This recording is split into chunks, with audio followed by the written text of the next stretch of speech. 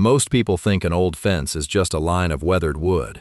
But on one forgotten farm, a row of cedar posts guarded a secret that had outlived 2 world wars, 3 generations, and every map the county had ever drawn. A powerful development company believed they had won the legal battle for the land. Their surveyors approved the plans. Their engineers signed off on the project. Their excavators rolled onto the pasture before sunrise. The crew laughed at the old farmer standing quietly by his barn. They figured he was just another stubborn holdout who'd be gone by lunch. Then he walked to a rusted iron wheel buried beneath decades of weeds, and within 24 hours, a multi-million-dollar construction project came to a complete stop. Not because he damaged a single machine, not because he broke the law, but because the land remembered something everyone else had forgotten. Before we uncover what happened, subscribe if you enjoy stories where experience, history, and quiet determination overcome impossible odds. And tell us in the comments, where are you watching from today? We'd love to see how far this community reaches. For nearly 70 years, Walter Miller had walked the same fence line every morning. Rain, snow, summer heat. It didn't matter. Coffee in one hand, worn leather gloves in the other, he inspected every cedar post exactly as his father had taught him. Most people thought it was habit. His grandchildren thought it was stubbornness. Only Walter knew there was another reason. The fence had never simply marked a property boundary. It marked something beneath the ground, something his grandfather had sworn should never be forgotten. The Miller farm sat just outside the growing town of Ashbrook. When Walter was young, Ashbrook had one grocery store, one church, and a grain elevator. Now, subdivisions stretched across fields that had once produced wheat and corn. Every year, another farm disappeared. Every year, another shopping center appeared. Walter didn't complain. People needed homes. Communities grew. Change was part of life. But some places deserved to remain exactly as they were. His pasture was one of them. 2 years earlier, representatives from Hawthorne Development Group had knocked on his front door. "We'd like to purchase the north pasture." Walter smiled politely. "It isn't for sale." The representative laughed. "Everyone has a price." Walter looked past him toward the pasture. No. The answer never changed. The company returned again. Then again. Each offer grew larger. $500,000, $700,000, $1 million. Neighbors couldn't understand why he refused. "It isn't even your best farmland. Think what your family could do with that money." Walter simply nodded. They didn't know what lay beneath the grass. Months later, the letters from attorneys began arriving. According to Hawthorne's legal team, recently digitized county records suggested the northern boundary had been incorrectly surveyed decades earlier. If their interpretation proved correct, the disputed strip wasn't legally part of the Miller farm. It belonged to an abandoned parcel later acquired by the developers. The case dragged on for months. Surveyors arrived. Lawyers debated century-old deeds. Old maps disagreed with newer ones. Some records had been damaged by fire years earlier. Eventually, the court allowed preliminary site work while the final boundary review continued. To Hawthorne, that was all they needed. Construction was scheduled. The convoy arrived at 5:45.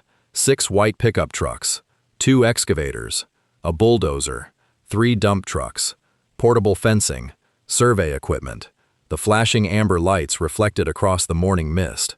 Neighbors gathered quietly along the roadside. Some folded their arms. Others simply watched. Nobody spoke much.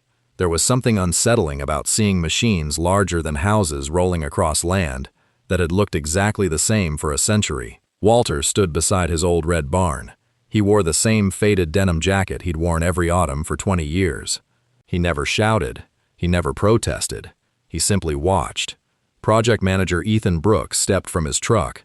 He approached Walter with professional confidence. "Morning, Mr. Miller." Walter nodded. "Morning. We'll stay inside the approved work area. I figured you would. We're not looking for trouble." Walter smiled. "Neither am I."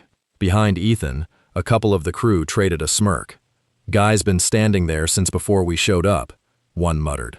"Probably thinks staring at us is going to stop a bulldozer." Another chuckled and shook his head. "Let him watch. Won't change a thing by noon." There was something about the old man's calmness Ethan couldn't quite explain. Most landowners argued. Some threatened lawsuits. Some yelled. Walter did none of those things. It almost made Ethan uncomfortable.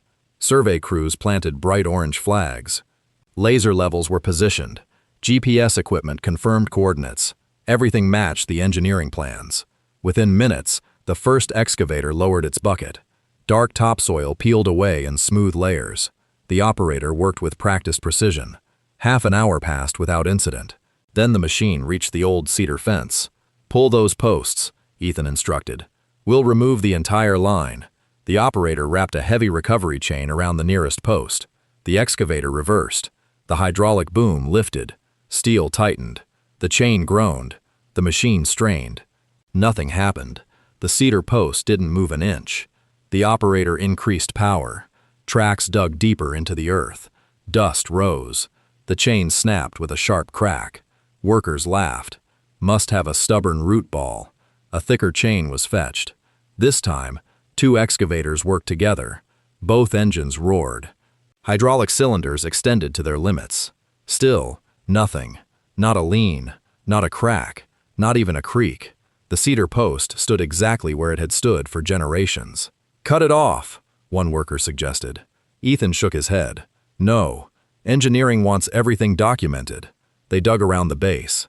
Only then did someone notice something strange. The post didn't widen into roots. Instead, it disappeared into carefully fitted stone, hand-laid stone, perfectly arranged beneath the soil. "That's odd." The excavation widened.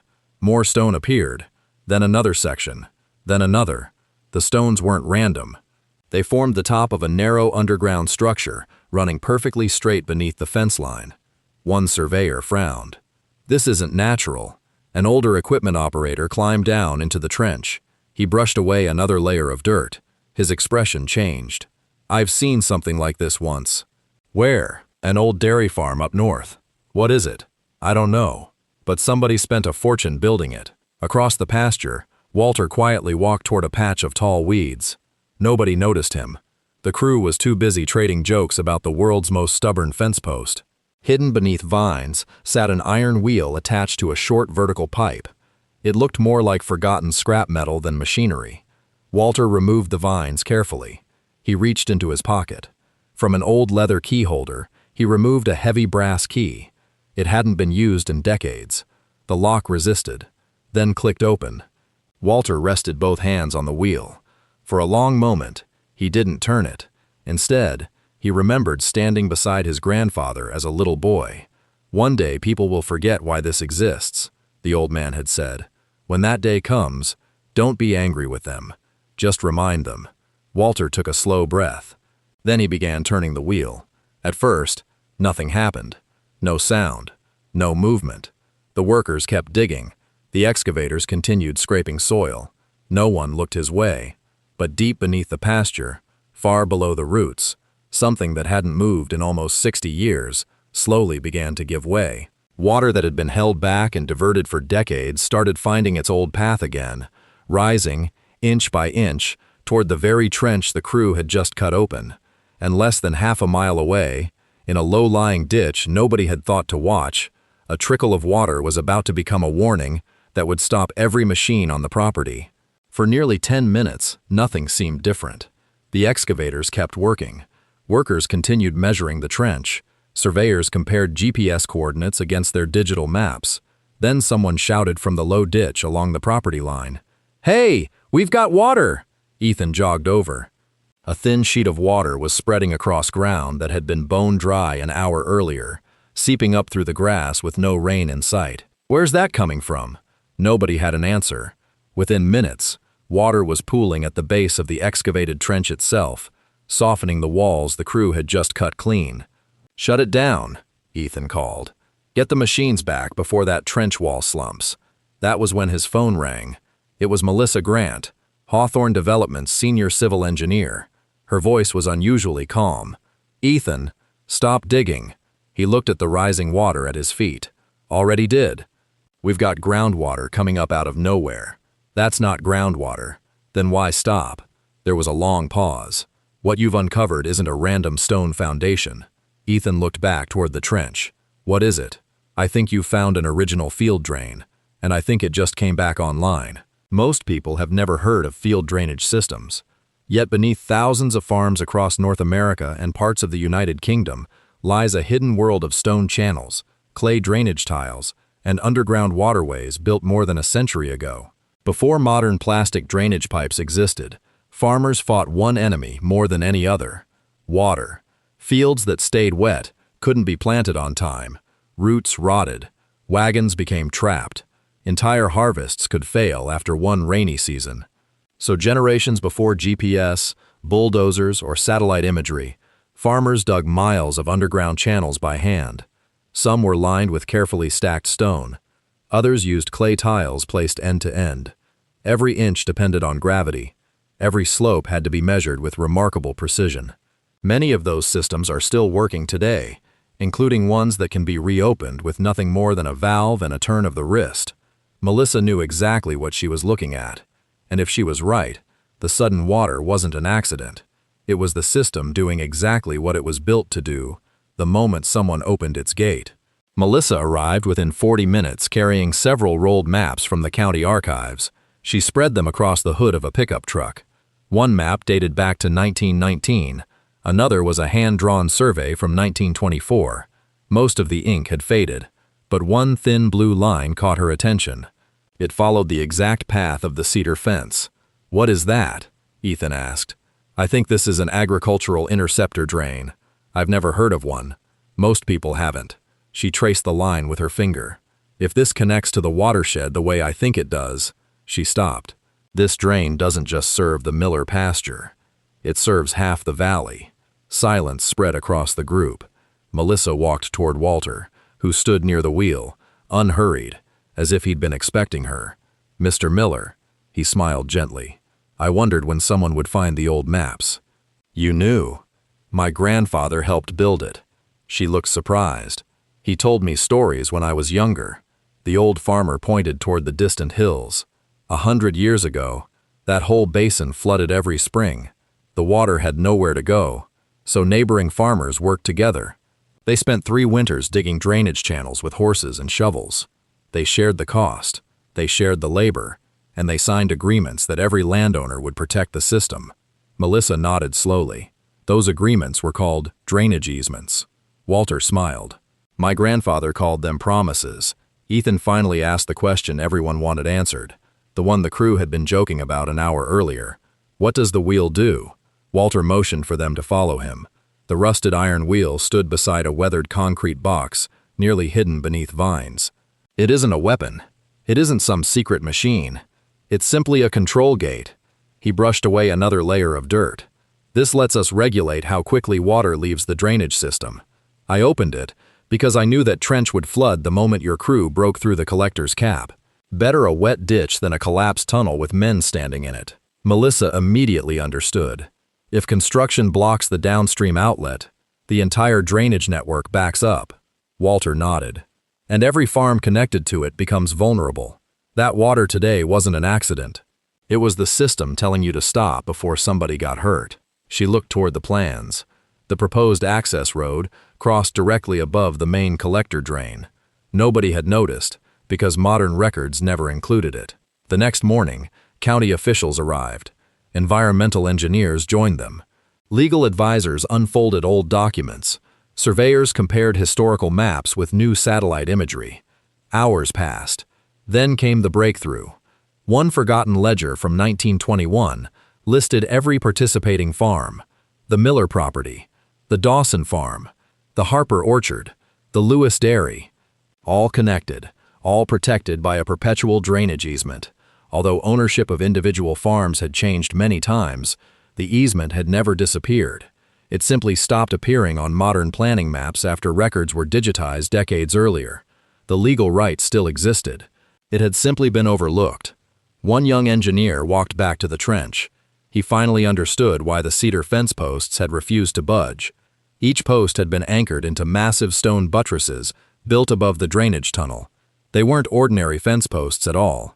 They acted as permanent markers, showing future generations exactly where the underground collector ran. Removing them without knowing what they marked would have risked collapsing sections of the historic drain. And once the water was released, would have risked collapsing it while workers were standing inside the trench. Suddenly everything made sense. The impossible resistance, the carefully stacked stone, the perfectly straight alignment, the old iron wheel, the water nobody could explain. It had all been one integrated engineering system, built without computers, without lasers, without hydraulic machinery, just patience, skill, and generations thinking decades ahead. 3 weeks later, Hawthorne Development released revised plans. Instead of paving over the historic drainage corridor, they redesigned the entire subdivision. The protected easement became a landscaped greenway. Walking trails followed the historic drainage route. Educational signs explained the century-old engineering hidden beneath the grass.